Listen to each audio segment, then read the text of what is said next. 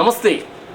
మొత్తానికి చేవెళ్ల పార్లమెంటు ఎన్నికల వేడి రోజు రోజుకు రాజుకుంటుంది. ఇటు దేశవ్యాప్తంగా రాష్ట్ర వ్యాప్తంగా అలానే చేవెళ్లలో ప్రధానంగా బీజేపీ పార్టీ ప్రచారంలో దూసుకుపోతున్న ఈ తరుణంలో ఆర్కేపురం డివిజన్ కార్పొరేటర్ రాధా ధీరజ్ రెడ్డి ప్రస్తుతం మనతో ఉన్నారు.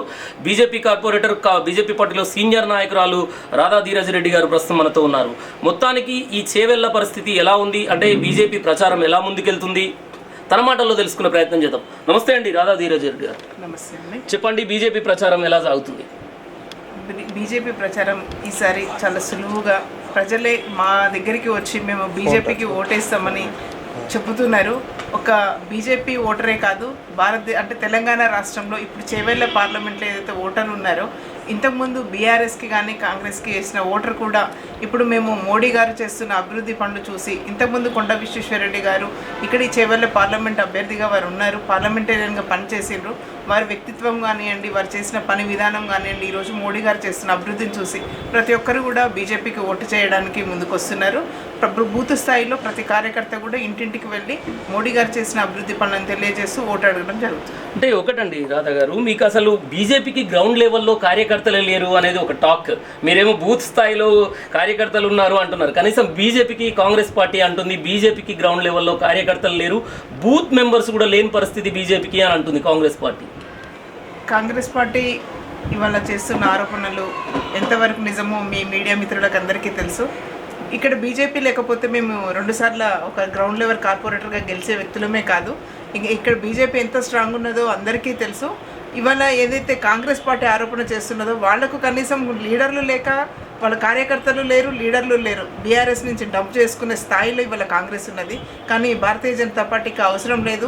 ప్రపంచ స్థాయిలోనే నెంబర్ 1 మెంబర్షిప్ ఉన్న పార్టీ భారతీయ జనతా పార్టీ. అంటే ఒక మహిళా నేతగా ఉన్నారు, ఓటమెరుగని ఇక్కడ కార్పొరేటర్గా.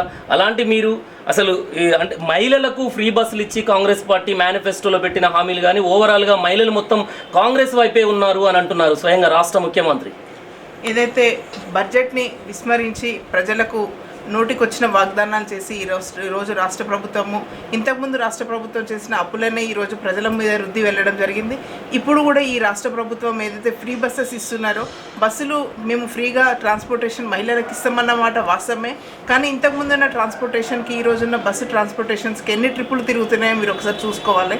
మహిళలు ఎర్ర టెండర్లో నిలబడి కనీసం రోడ్డు మధ్యన వచ్చినా కూడా వాళ్ళ డ్రైవర్లు బస్సు ఆపలేని స్థితిలో ఉన్నారు. మీరు ఫ్రీగా ఇవ్వకండి, పబ్లిక్ ఏది కావాలనో, పబ్లిక్ ఏదైతే అవసరం ఉన్నదో అవి ఇవ్వండి. కానీ రాష్ట్ర ప్రభుత్వము 6 గ్యారంటీలు ఇచ్చింది. వాళ్ళ 100 రోజుల పరిపాలన దాటిపోయింది, ఇంతవరకు ఏ గ్యారంటీలు అమలు చేయలేదు. ఏదంటే ఎలక్షన్ల కోడ్ అనే అడ్డం చెప్తున్నారు.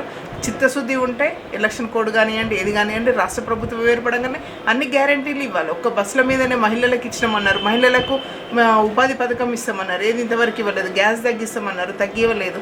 ఇవన్నీ బడ్జెట్లో సాధ్యం కాని హామీలని వాళ్ళు ఎలక్షన్ కమిటీలో చెప్పడం జరిగింది. ఇవన్నీ కావు. రేపు పార్లమెంట్ ఎలక్షన్స్ తర్వాత కాంగ్రెస్ పార్టీ నాకు తెలిసి ఇబ్బందులు పాలవుతుంది. అంటే మీరు ఇక్కడ ఒక కార్పొరేటర్గా ఉన్నారు, కొండ విశ్వేశ్వరరెడ్డి మీ నాయకుడు బీజేపీ సీనియర్లని కానీ అందరినీ కలుపుకొని వెళ్ళట్లేదు, కలుపుగొలుపుగా వెళ్ళట్లేదు అనేది ఒక టాక్ వినపడుతుంది. దీన్ని నిజమంటారా? ఇది అవాస్తవము.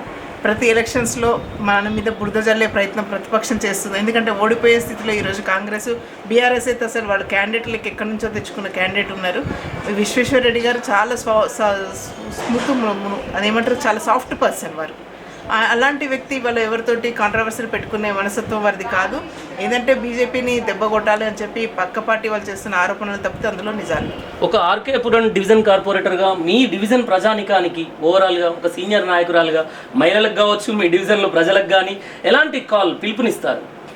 ఏదైతే కొండ విశ్వేశ్వరరెడ్డి గారు పార్లమెంటేరియన్గా ఉండి అప్పుడు తన గొంతు వినిపించి పార్లమెంట్లో మన తెలంగాణ రాష్ట్ర సమస్యలను కానీ పార్లమెంట్ సమస్యలను కానీ వినిపించినారు. వారు చదువుకున్న వ్యక్తి, సమాజం మీద అవగాహన ఉన్న వ్యక్తి వారు. అదేవిధంగా మోడీ గారు ఈరోజు దేశం కోసం ఎన్ని అభివృద్ధి పనులు చేశారు. ఎందుకంటే మోడీ గారు చేసిన అభివృద్ధి పనులు చెప్పాలంటే మినిమం మనకు ఒక 1 అవర్ పడుతుంది. ఫస్ట్ నుంచి ఇవాళ ఎప్పుడైతే మోడీ గారు ప్రధాని అయినరో ఆ రోజు నుంచి ఈ రోజు వరకు మోడీ గారు చేసిన విధానాలు, దేశాన్ని ఎంతో అభివృద్ధి చేసిండ్రో, అంతర్జాతీయ స్థాయిలో మన దేశాన్ని ఎలా తీసుకెళ్ళిండ్రో, ఏదైతే మన ఓసీ వర్గానికి రిజర్వేషన్ ఇచ్చి ఇవాళ వాళ్ళు ఐఏఎస్ ఆఫీసర్లు ఒక 30 మంది సెలెక్ట్ అయ్యిండ్రు అంటే అది మోడీ గారి పుణ్యం కాదంటారా? విద్యార్థులకు కానీ ఉద్యోగ విషయంలో మహిళలు మీరు ఏ సెక్టర్లో తీసుకున్నా కానీ వాళ్ళ మోడీ గారి అభివృద్ధి చర్యలు ఉన్నాయి. తప్పకుండా రేపు చేవెళ్లలో భారతీయ జనతా పార్టీ జెండా ఎగురవేస్తుంది. అంటే మహేశ్వరం కాన్స్టిట్యున్సీలో ఉంది మీరు ప్రాతినిధ్యం వహిస్తున్న డివిజన్. ఇక్కడ మహేశ్వరం సబితా ఇంద్రారెడ్డి అడ్డా, అందుకే నా గెలుపు తిరగలేదు. ఈసారి బీఆర్ఎస్కు మళ్ళీ మహేశ్వరమే ఖచ్చితంగా గెలుపులో ముందుబాట నడుస్తుందని సబితా ఇంద్రారెడ్డి అంటుంది కదా. అది బీజేపీ అడ్డా మహేశ్వరము. ఒకప్పటి నుంచి మీరు చూసుకుంటే ఓట్ బ్యాంక్ వాళ్ళ 1,00,000 వరకు వచ్చినది. ఏదో కొంచెం స్థితిలో మేము ఓడిపోయామే తప్పితే బీజేపీకి ఇక్కడ ఓట్ బ్యాంక్ చాలా ఉన్నది. ఇప్పుడు ఇంకా మేము ఓట్ బ్యాంక్ని పెంచే కార్యక్రమంలో పనిచేస్తున్నాము తప్పకుండా. ఎందుకంటే టీఆర్ఎస్కి వాళ్ళ అధికారం లేదు, వారు ఎలా గెలిచిండ్రు అనేది మనకందరికీ తెలిసిన విషయమే. ఈరోజు ఈ ఎలక్షన్స్లో మన బీజేపీ హవా వీస్తున్నది. ఆల్రెడీ ఒక పార్లమెంట్ స్థానాన్ని మనం కైవసం చేసుకున్నాము. రేపు చేవెళ్ళని కూడా మనం మోడీ గారి ఖాతాలో వేయబోతున్నాం. మొత్తానికి ఫైనల్గా కొండా విశ్వేశ్వరరెడ్డి గెలుపుపై ధీమాతో ఉన్నారా? తప్పకుండా. రైట్, ఇదండి ఆర్కేపురం డివిజన్ కార్పొరేటర్ రాధా ధీరజ్ రెడ్డి ధీమా వ్యక్తం చేయడం జరిగింది. కొండా విశ్వేశ్వరరెడ్డి గెలుపు ఖాయం, చేవెళ్లగడ్డ మీద కాషాయ జెండా ఎగిరి తీరుతుంది, మోడీకి గిఫ్ట్గా ఇవ్వబోతున్నాము, కొండా విశ్వేశ్వరరెడ్డి గెలుపు కోసం అహర్నిశలు కృషి చేస్తాము అని తను మనోగతం తెలపడం జరిగింది. కెమెరామ్యాన్ ప్రవీణ్తో శేఖర్.